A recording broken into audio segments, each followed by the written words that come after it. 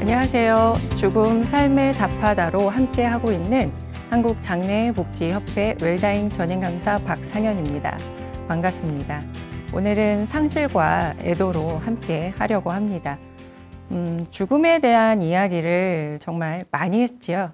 어떠신가요? 이제 조금은 죽음이라는 말이 편안해지셨는지 모르겠네요. 우리가 죽음을 왜 편안하게 이야기하고 받아들여야 하는지 그 이유에 대해서 지난 시간까지 쭉 한번 말씀을 나눠봤었지요. 길이 있습니다. 이 길은 한 번도 가본 적도 없지만 반드시 이 길을 가야 되고 그 끝에 도달을 우리가 해야 하는 길이에요. 그런데 이 길은 중간에 어떤 일이 벌어질지 모르는 길이거든요. 무엇인가 갑자기 튀어나올지도 모르고요. 그리고 웅덩이가 있을지도 모르고 이 길에 대한 정보가 전혀 없다라고 한다면, 그리고 불빛 또한 없다라고 한다면 우리는 과연 이 길에 발을 내디딜 용기를 가질 수 있을까요? 이 길에 대한 짐작을 어느 정도 하게 되면 두려움은 줄어들 수밖에 없겠지요. 그래서 그 두려움을 좀 줄여보고자 우리는 이렇게 죽음에 대해서 끊임없이 이야기하고 웰다잉에 대해서 같이 생각을 해보고 있는 것이겠지요. 죽음이라는 것은 우리가 반드시 겪어야 할 일 중에 가장 큰 일이다라고 항상 이야기를 하고 있습니다. 그렇다면 이 커다란 일을 반드시 겪어야 하는데 우리는 어떻게 겪어야 하는 것인가라는 이야기지요. 이 작품은 구스타프 클림트라는 화가의 죽음과 삶이라는 작품입니다. 자, 보시면 오른쪽에는 굉장히 많은 사람들이 한데 어울려 있습니다. 아기도 있고요. 젊은 청년, 그리고 사제, 그리고 건강한 노예도 있고요. 정말 많은 사람들이 신분, 계급, 성별에 상관없이 엉켜 있습니다. 이게 바로 우리의 삶의 모습이지요. 그런데 한쪽에는 죽음이 이 삶의 모든 모습을 이렇게 지그시 내려다보고 있습니다. 우리의 삶의 어떤 순간에도, 가장 행복하고 아름다운 순간에도 죽음은 항상 이렇게 우리 곁에 있다라는 것이죠. 이 죽음의 얼굴 표정이 살짝 얄미운 건 아마 이 화가의 그 죽음에 대한 감정이지 않을까 좀 생각을 해봅니다. 그래서 우리가 선택과 결정을 할 때는 용기가 필요한데 그 용기를 죽음을 생각을 하게 되면 좀 더 가치 있는 결정을 할 수 있지 않을까라는 것이지요. 제가 며칠 전에 영화를 한 편 봤어요. 한국 영화였고요. 남자 주인공과 여자 주인공이 사랑을 이뤄나가는 그런 내용의 영화였습니다. 어느 날 여자 주인공의 집에 도둑이 들었어요. 그래서 여자 주인공이 이제 도둑이야 도와주세요 라고 외쳤겠지요. 당연히 이런 남녀 주인공의 사랑 이야기에는 반드시 남자 주인공이 짜잔 하고 나타납니다. 그래서 도둑을 물리치고 여자 주인공을 구해주지요. 자, 여자 주인공과 남자 주인공은 몽둥이 하나를 들고서 도둑을 무릎 꿇혀 앉혀놓고 막 야단을 칩니다. 당신 아직 젊은데 왜 우리 집에 들어와서 이런 못된 짓을 하는 것인가? 라고 묻자 이 도둑이 너무 서럽게 울면서 사실은 굉장히 부지런히 그리고 성실하게 살아가는 사람입니다. 다만 지금 아버님께서 병원에 계시는데 그 병원비가 너무 많이 나오고 구할 길 없어 이렇게 도둑질을 하게 되었습니다. 자, 이 이야기를 들은 남자 주인공, 여자 주인공은 너무 가슴이 아팠어요. 그래서 자신들이 가지고 있던 돈을 이 도둑에게 주고 다시는 도둑질을 하지 마시라 라고 이야기를 하죠. 자, 이 도둑은 그 말대로 따랐습니다. 그 받은 돈을 가지고 아버님의 병원비를 납부를 하고요. 그리고 다시는 도둑질을 하지 않았습니다. 자, 이 도둑은 범죄자인 건 맞아요. 타인의 물건을 훔치려고 했기 때문에 범죄자인 거는 맞지만 우리의 그 마음으로는 나쁜 사람일까? 나쁜 놈일까? 라는 것이죠. 아마 많은 분들이 그래, 범죄자이긴 하지만 나쁜 놈은 아닌 것 같아 라고 말씀을 하실 것 같습니다.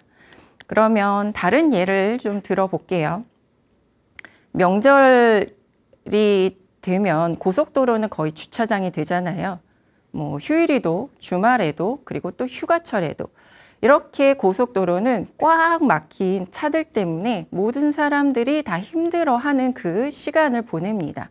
앞에 차가 빽빽하게 줄을 서 있는 모습만 봐도 가슴이 답답하지요.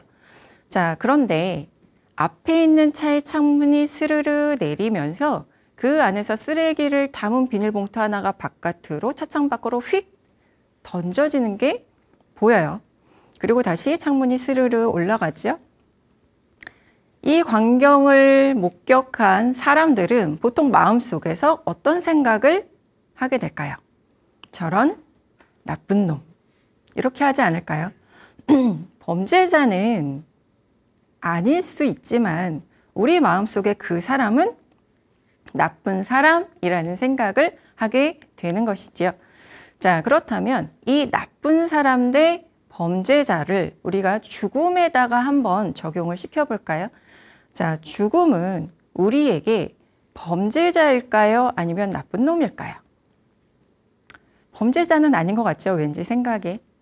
나쁜 놈인 것 같습니다. 자, 왜 죽음은 정말 나에게 나쁜 놈일까?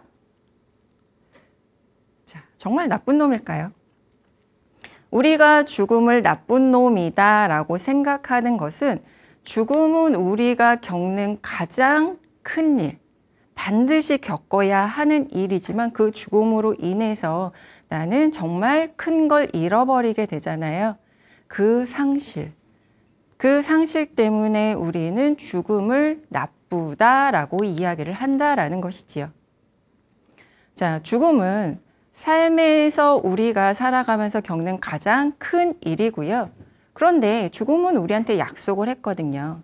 나는 반드시 너에게 찾아갈 것이다. 언제이든 어떤 때이든 간에. 자, 죽음은 우리에게 이런 약속을 했기 때문에 반드시 우리에게 찾아오고요. 그리고 찾아온 그 죽음은 우리에게 많은 것을 빼앗아 갑니다. 그러면 빼앗긴 그것, 상실에서 발생되는 나의 감정, 그 감정을 우리는 상실감이라고 이야기를 하죠. 무엇인가 잃어버리고 오롯이 남는 그 나의 감정, 이 상실감 때문에 우리는 죽음을 나쁜 놈이다라고 이야기를 합니다. 자, 그렇다면 이 상실감은 상실에서 비롯이 되는데 이 상실에는 어떤 것들이 있는지 한번 생각을 해볼까요? 자, 한번 곰곰이 생각을 해보세요. 우리가 태어나서 청년으로 지내고 중장년을 보내고 노년기를 맞이할 때까지 그 기간 동안 우리는 얼마만큼의 상실을 겪게 될까요? 난 단 한 번의 상실도 겪지 않는다라고 이야기하실 수 있는 분이 계실까요? 자, 그래서 우리가 엄마 젖을 먹고 그 엄마 젖을 뗄 때의 아기들은 어마어마하게 몸살을 크게 합니다. 혹시 엄마 젖 뗄 때 그 느낌을 기억하시는 분이 계실까요? 간혹 나는 기억한다라고 대답하시는 분들도 계시기는 합니다. 하지만 우린 기억하지 못하죠. 하지만 아기를 젖을 물려 키워본 분들이라고 한다면 그 기억을 하실 거예요. 굉장히 아기가 힘들어하고 그 힘들어하는 아기를 떼내기 위해서 엄마들도 정말 많은 고생을 하거든요. 고개를 지금 끄덕끄덕 하고 계시는 분들도 계실 거라고 생각을 합니다. 그 갓난아기가 젖을 뗄 때에도 상실했을 때, 엄마의 젖을 상실했을 때 그 상실감도 굉장히 큰 상실로 남아있지만 그걸 우리는 아무도 기억하지 못한다라는 것이죠. 그 상실을 시작을 해서 우리는 엉금엉금 기고 그리고 걷고 그리고 학교를 가고 청년기를 보내고 장년기를 보내고 그리고 노년기를 보낸 후에 죽음의 때가 되었을 때까지 기억하고 기억하지 못하는 수많은 상실이 있다라는 것입니다. 그런데 그 첫 상실을 가지고 우리는 평생을 가지는 않잖아요. 상실하고 그리고 그 상실한 것을 다른 것으로 회복하고 상실하고 다른 것으로 회복하고 하면서 우리는 점차 상실에 익숙해지고 상실감을 어떻게 다루어야 되는지에 대해서 학습이 되어진다라는 것입니다. 자, 그렇다면 우리가 태어나서 이렇게 추수가 되는 그 시점까지, 죽음을 맞이하는 시점까지 어떤 상실들을 겪게 될까요? 우리가 겪게 되는 상실을 겪었던, 그리고 겪게 되는 상실을 좀 정리를 해보면 크게 이렇게 나뉘어지더라라는 것이죠. 첫 번째는 물질. 자, 물질의 상실 생각해보면 가장 쉬운 상실이 아닐까요? 어렸을 때 잃어버렸던 내가 가장 사랑했던 인형이라든지 그리고 학용품이라든지 이런 부분들, 자, 이것도 물질의 상실에서 시작이 되는 것이고요. 조금 더 나이가 들면 더 커다란 상실의 물질이 있겠지요.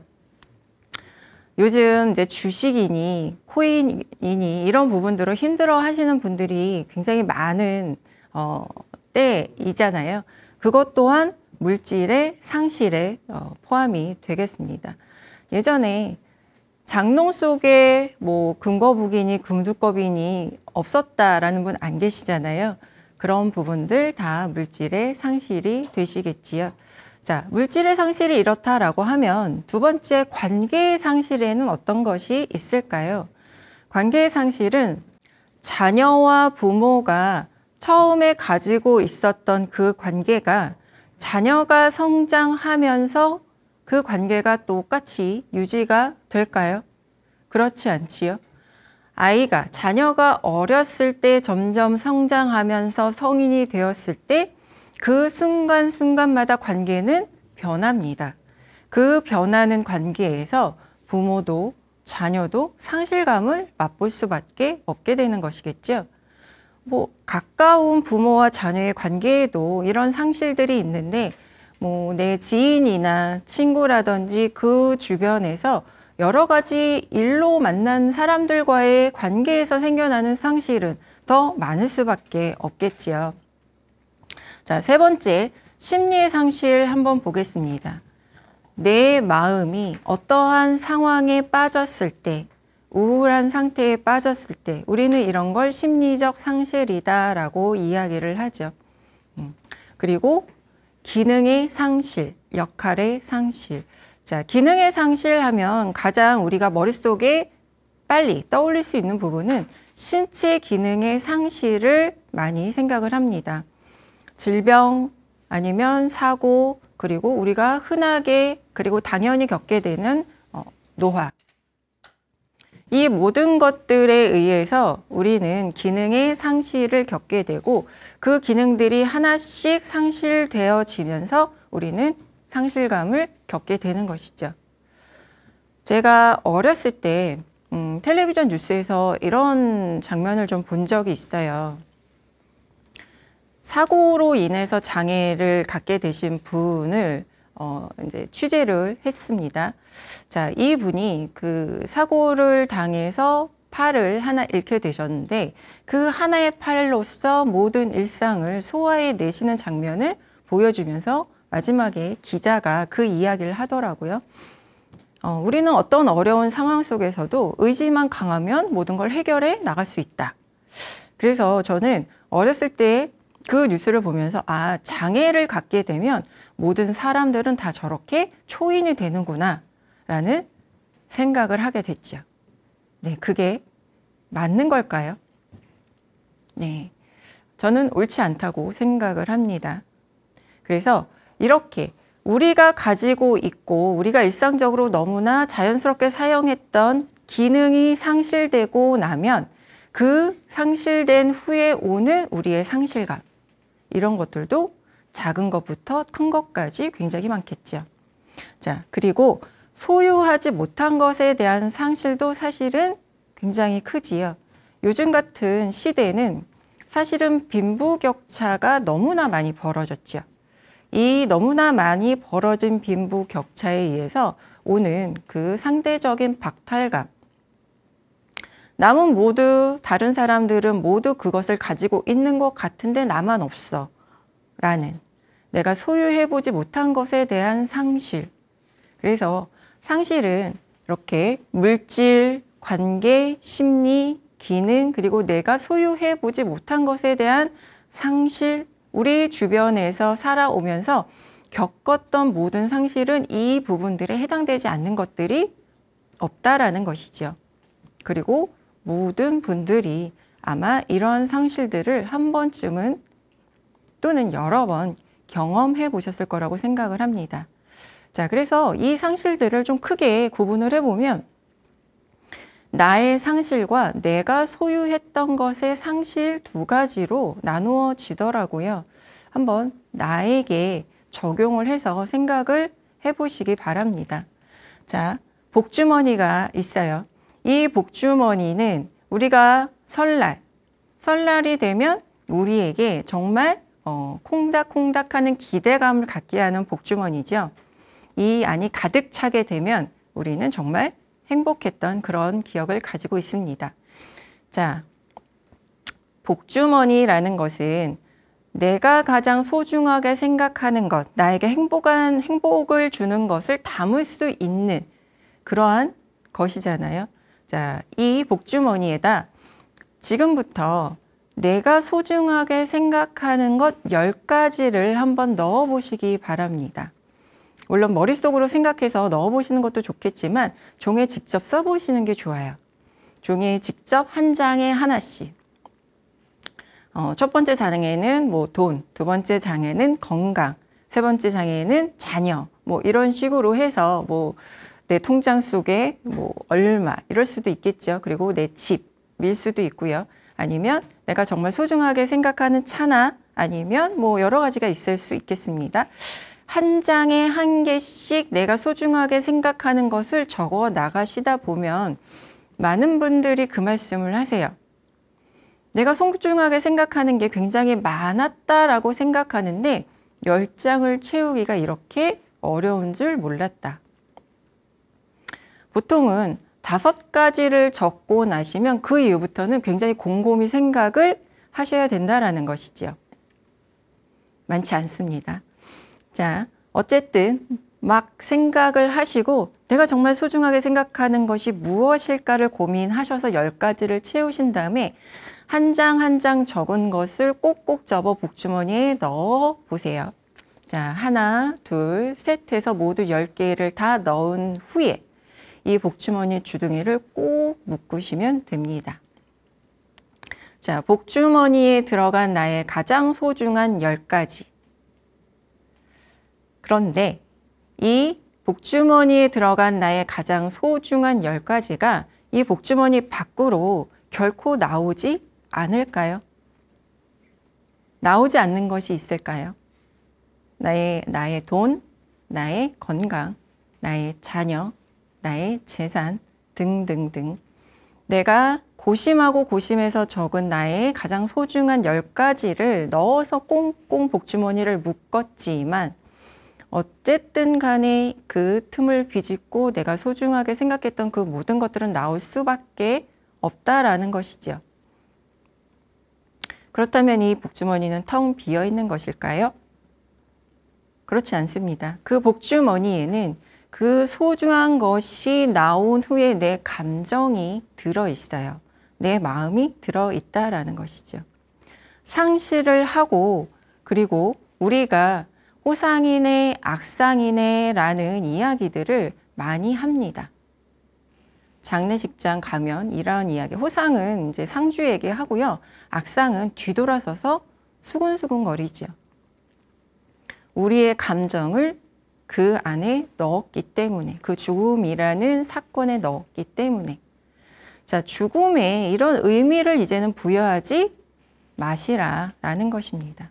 죽음은 의미가 없고요. 그 죽음에 내가 어떤 마음을 갖고 있는지 그 감정을 분리할 필요가 있다라는 것이죠. 상실은 가지고 있는 것을 잃다라는 뜻을 가지고 있습니다. 자, 이렇으면 회복이 돼야 되겠죠? 그 회복하는 내 몸과 마음과 주변의 상태를 다 통틀어서 우리는 애도라고 이야기를 합니다. 애도의 사전적 의미는 사람의 죽음을 슬퍼하다입니다. 하지만 이걸 넓게 생각하면 거기에 관련된 모든 것, 내가 잃은 모든 것에 생겨나는 나의 모든 반응, 이걸 우리는 애도라고 생각을 하셔야 됩니다. 그러면 우리는 수없이 많은 상실과 애도를 겪으면서 지금까지 왔다라는 것이지요. 많은 분들이 아마 아시지 않을까 생각을 해요. 만해 한용운 님의 침묵이라는 시입니다. 읽어볼게요.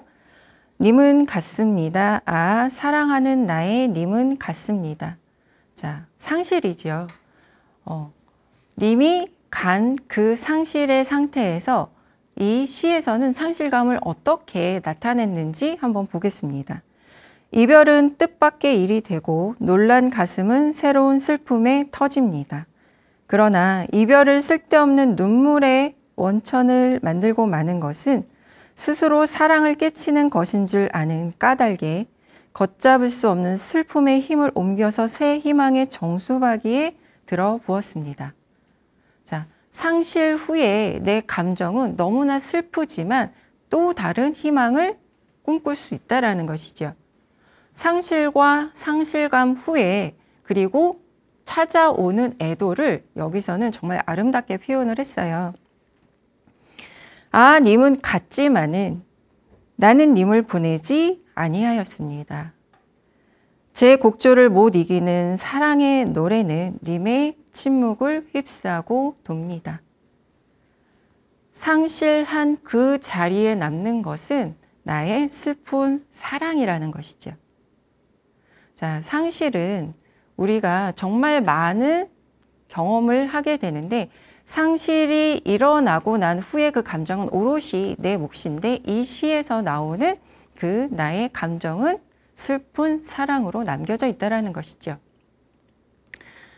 제가 여기에 준비를 하진 않았지만 아마 그 김소월 시인의 진달래꽃이라는 시는 모두들 알고 계시지 않을 거라고 생각을 좀 합니다. 자, 나보기가 역겨워 가실 때에는 말없이 고이본에 들이옵니다. 상실이죠. 내가 뿌린 그 꽃을 사뿐히 지려밟고 가세요 라고 이야기를 합니다. 그리고 마지막에 그 이야기를 하죠. 나보기가 역겨워 가실 때에는 죽어도 아니 눈물 흘리오리다. 자, 이 시에서는 상실감 후에 나의 애도를 무엇으로 남겼을까요? 무엇일 것 같으세요? 네, 원한이죠. 미움입니다. 그래서 애도의 과정은 오롯이 나의 그 상실감을 어떻게 다루느냐에 달려 있는 것인데 만해 한용운님의 시에서는 이 님의 침묵이라는 시에서는 슬픈 사랑으로 남겼고요. 그리고 김소월님의 시에서는 원한, 미움으로 남겨놓은 것이죠. 자, 그래서 어떤 감정으로 우리가 상실감을 회복할 때 더 나에게 도움이 될 것인지는 아마 제가 굳이 말씀을 드리지 않아도 여러분들이 더 잘 아시지 않을까 생각을 합니다. 자, 그래서 애도 또한 학습이 필요하다라는 것이지요. 자, 아이를 키울 때 아이가 소중하게 여기는 무엇인가를 잃어버리게 되면 부모는 당황합니다. 그 아이의 반응에.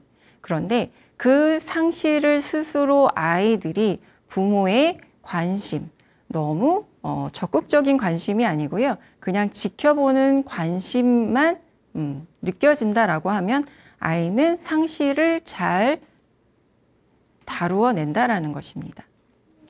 이렇게 상실을 잘 다루는 반복적인 경험이 더 나이가 들면 더 큰 상실이 발생했을 때 나오게 되는 것이죠.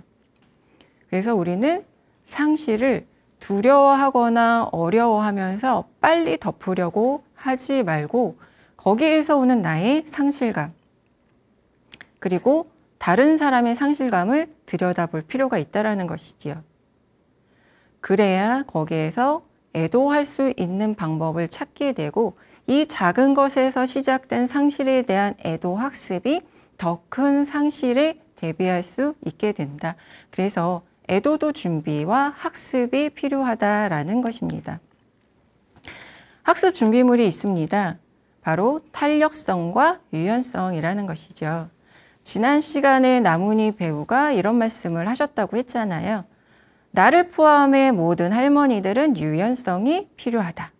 네, 저는 그 유연성에 탄력성이라는 영적 가치 하나를 더 추가하셨으면 좋겠다라고 말씀을 드리고 싶습니다. 나이가 들면 익숙한 것, 그리고 그 익숙한 것에 더 나 자신을 점점점 더 꽁꽁 매놓기 쉽거든요. 새로운 것은 두렵고 어렵기 때문에. 하지만 새롭고 그리고 그 부분들을 받아들이는 나의 유연성이 내가 이렇게 애도를 할 수 있는 첫 번째 방법, 가장 쉬운 방법, 그리고 그 유연성과 함께 탄력성, 다시 팅 하고 튕겨졌을 때 제자리로 돌아오는 그 탄력성, 이 부분들은 어렸을 때부터의 작은 상실로 비롯해서 우리에게 큰 상실을 이겨낼 수 있는 그 애도의 가장 첫 번째 학습 준비물이 된다라는 것이지요. 우리가 겪게 되는 상실 중에 가장 커다란 상실이 죽음이잖아요. 반드시 겪게 되는 것. 그치요? 반드시 겪게 되는 이 상실이 죽음이라는 것을 알고 있지만 우리는 준비하는 것을 두려워하고 그리고 어떻게 애도해야 될지를 잘 방법을 모른다라는 것입니다. 그래서 어떻게 준비해야 되는지는 죽음에도 준비가 필요하다와 죽음과 죽어감에 대한 부분에서 편하게 생각해야 된다. 그리고 자유롭게 모든 사람이 편안하게 동참할 수 있는 것으로 인식을 바꾸는 것부터 시작을 해야 된다라고 함께 이야기를 나누었었지요. 자, 죽음의 대상으로 한번 예를 들어볼게요. 우리는 상실할 수 있는 것 중에 가장 큰 부분을 죽음이라고 이야기를 하잖아요. 자, 이 죽음의 대상을 한번 제가 예로 들어보겠습니다. 원수, 정말 나랑 같이 원수지간인 대상, 타자, 그냥 모르는 사람. 자, 모르지만 연예인들 같은 경우 나랑 깊은 관계를 맺고 있지는 않지요, 개인적으로. 하지만 모르는 사람이기는 하지만 내가 흠모하는 사람, 타자의 위치에 있는 그런 예로서 우린 연예인을 많이 듭니다. 그리고 지인, 친지, 친구, 아버지, 어머니, 자녀. 자, 이런 대상들이 있을 때 이 대상들을 죽음으로써 상실하게 된다라고 한번 예를 들어 보겠습니다. 여러분들께서는 이 대상들 중에 가장 큰 상실감을 갖게 되는 대상을 누구라고 생각하시나요? 누굴까요? 자, 제가 이 질문을 드리면 대부분의 모든 분들께서 자녀라고 말씀하시는 분이 가장 많습니다. 그 다음에 이제 부모 뭐 이런 식으로 나가지요. 자, 그런데 한번 생각을 해보세요. 우리는 정말 수없이 많은 내 주변의 대상들 그리고 뭐 연예인, 타자들을 대상으로 했을 때 죽음으로 상실하게 되면 분명히 자녀의 상실이 나에게 가장 큰 슬픔과 아픔으로 다가올 것이다 라고 생각을 하지만 사실은 나와 가장 오랜 시간 함께하며 수많은 경험을 했던 대상이 나에게 큰 상실감을 남긴다라는 것입니다. 아까 제가 말씀을 드렸죠. 상실 이후의 그 자리에는 상실감이라는 게 남는 것이고요. 그 상실감이라는 것은 여러 가지 형태였잖아요. 만해 한용운님의 시에서는 슬픈 사랑으로 남았고요. 그리고 김소월님의 시에서는 미움으로 남아 있습니다. 오랜 시간 함께 했던 대상이 사랑의 대상이 아니고 미움의 대상이었다고 하더라도 나랑 가장 긴 시간 수없이 많은 경험을 했던 대상이 상실로서 이별을 하게 되면 그러면 그 상실감은 나에게 가장 크게 남게 되는 것이죠. 그게 미움이든 사랑이든 그리움이든 아쉬움이든 죄책감이든 그래서 상실감이라는 이 하나의 단어 속에는 수없이 많은 감정이 들어 있습니다. 그래서 그 상실감의 색깔, 그 상실감의 모습, 감정이 어떤 감정인지를 내가 들여다봐야 돼요. 그 감정이 아쉬움이면 아쉬움에 대해서 대처할 수 있고요. 미움이면 미움을 애도할 수 있습니다. 그리고 죄책감이면 그 죄책감의 감정을 애도할 수가 있는 것이고요. 근데 그건 나밖에 몰라요. 내 형제들 중에서 아버지가 돌아가셨어요.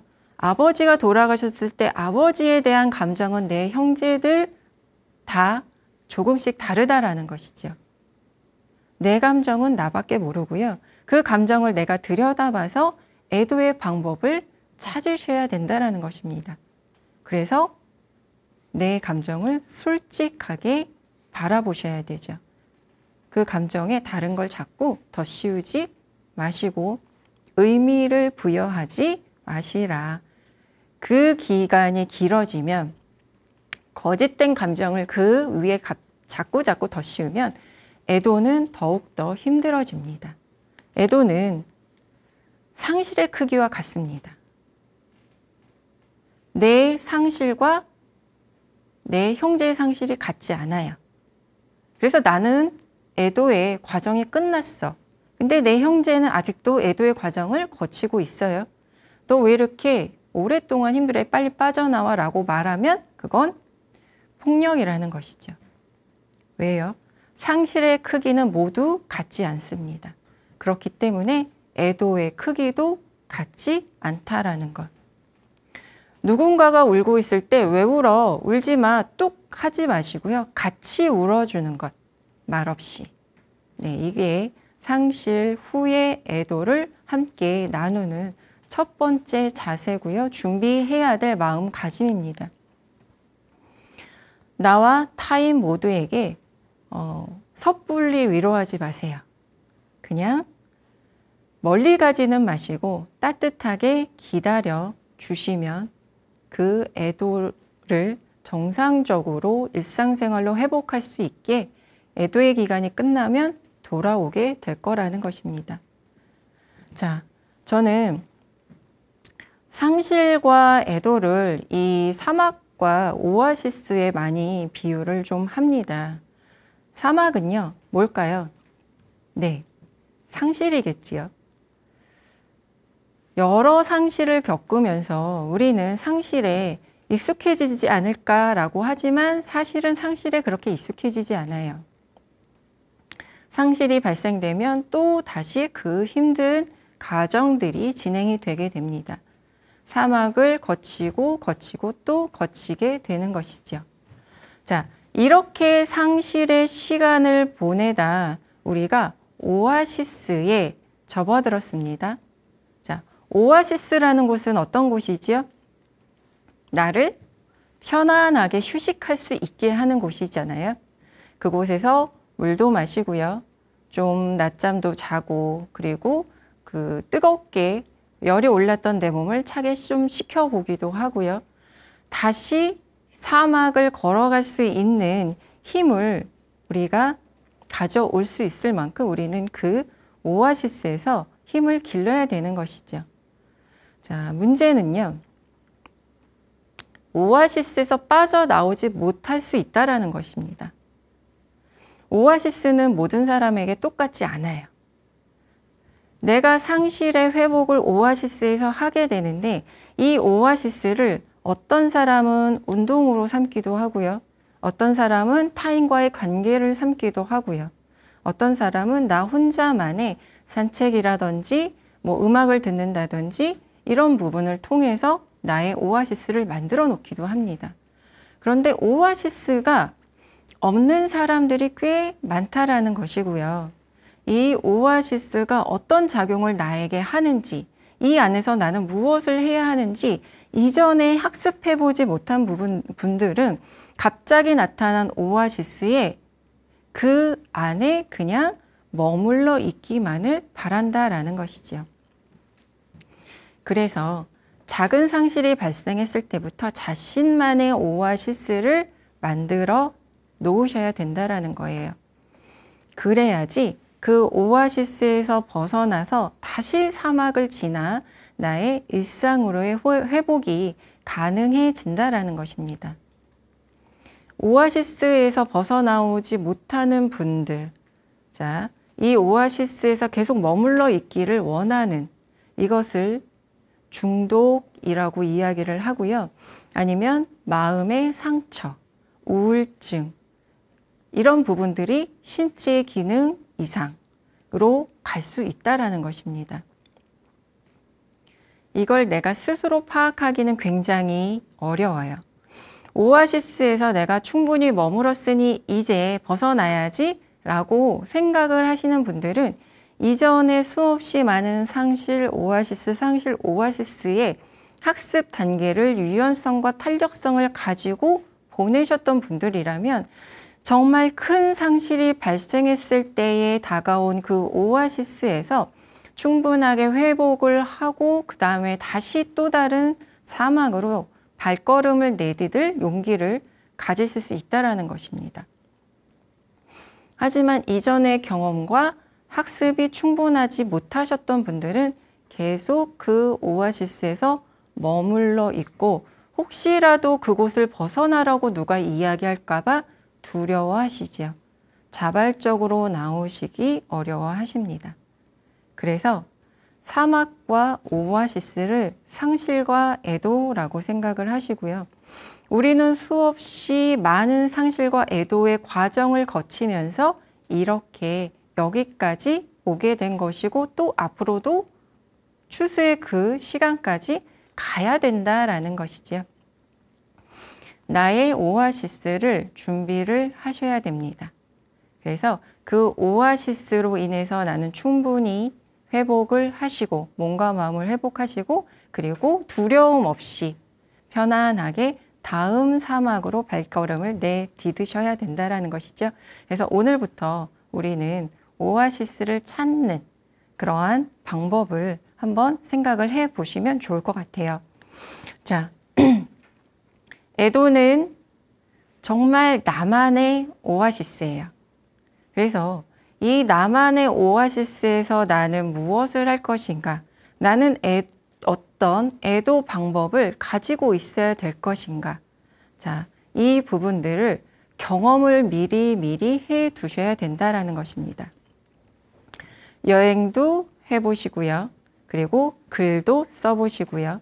자, 요즘은 정말 많은 것들을 경험할 수 있는 그런 장소와 시간들이 마련이 되어 있는 좋은 시기인 것 같아요. 그래서 제가 현장에 나가서 강의를 하다 보면 그런 말씀들을 정말 많이 하십니다. 건강만 하다면 지금 살기에 너무 좋은 세상이다. 이렇게 나와서 좋은 이야기 강의도 듣고요. 여러 가지 체험도 할 수 있는 세상이기 때문에 여든이 넘으신 분들도 아흔이 되신 분들도 지팡이 짚고 그리고 손수레 끌고 나가셔서 다시 공부하시는 분들, 다시 그림 공부하시는 분들 너무 많이 봤거든요. 자, 그래서 나의 애도의 방법, 오아시스를 찾으시는데 정말 해서는 안 될 방법이 있겠지요. 무엇일까요? 네, 술이라든지 담배라든지 나를 망치는 그 오아시스에 너무 집착하시는 것. 자, 이런 나를 망치는 오아시스를 이제는 줄이셔야죠. 멀리 하시고 나를 건강하게, 그리고 나 혼자서는 헤쳐나가기 결코 쉽지 않기 때문에 내가 무엇으로 이 어려운 상실의 감정을 벗어날 수 있을 것인가를 하나씩 하나씩 찾아서 경험을 해 보시고, 그리고 나서 한번 이게 나의 가장 큰 상실에 대비할 수 있는 오아시스구나 라고 한번 지금 준비를 해 놓으시기를 바랍니다. 그래야 나중에 닥쳤을 때 허겁지겁 그냥 아무거나 내가 선택을 하지 않게 되는 것이죠. 사람도 마찬가지잖아요. 나의 오아시스를 사람과의 관계로 맺어 놓으시는 분들도 굉장히 많아요. 그 사람과의 관계로 맺어 놓으시는 것도 제가 앞 시간에 이야기했던 노년의 세계에서 나의 세계, 주변의 세계, 그리고 공동체의 세계, 영적 세계를 통해 내 지금 주변 상황을 다시 한번 재점검하는 시간을 가져봤잖아요. 그 세계, 주변 세계, 공동체의 세계, 그리고 나의 영적 세계에서 내 애도의 오아시스를 찾으셔야 된다는 것이죠. 이전과 조금은 달라진 세계가 나한테 형성이 되어 있잖아요. 그래서 만들어내고 찾아낸 그 세계, 그래서 그 세계에서의 나의 상실이 더 이상은 나를 힘들고 많이 아프게 하지 않도록 그런 나의 애도 방법을 구체적으로 그리고 실현할 수 있는 지금 준비를 하시기를 바랍니다. 버릴 것과 남길 것이 무엇일까요? 아까 말씀드렸던 것처럼 복주머니 속에서 빠져나가지 않는 것은 아무것도 없다라는 것이지요. 복주머니 속에서 다 빠져나가고, 그리고 그 안에 남아있는 것, 오롯이 남아있는 그 나의 감정들 중에서 나를 힘들게 하는 것들은 버리셔야 되겠지요. 그리고 남길 것은 남기셔야 된다는 것입니다. 버릴 것의 기준은 무엇일까요? 앞에서 말씀드렸던 오아시스요. 나의 회복을 위해서 나의 오아시스가 필요한데 그 회복의 기간에 버려지는 것을 내가 꼭 손에 쥐고 있다면 그것은 나에게 너무나 힘든 시간이 될 것입니다. 상실감으로 남아있는 것들을 잘 들여다보시고 무엇을 버릴지 그리고 무엇을 남길지를 잘 구분을 하셔서 그걸 관리를 하시기 바랍니다. 관리를 하셔서 내 애도의 시간을 나를 충전하고 그리고 다시 충만하게 만들어 또 다른 상실이 다가왔을 때 두려움 없이 맞닥뜨릴 수 있도록 하는 힘을 기르셔야 되겠지요. 자, 무엇을 버리고 무엇을 남길까? 그 기준은 나의 감정. 그 감정을 들여다 볼 수 있는 사람은 나밖에 없다는 것. 그래서 나의 감정을 잘 들여다보고 찾을 수 있는 나의 애도의 오아시스 한번 깊이 생각해 보시는 시간이 되시길 바랍니다. 네, 감사합니다.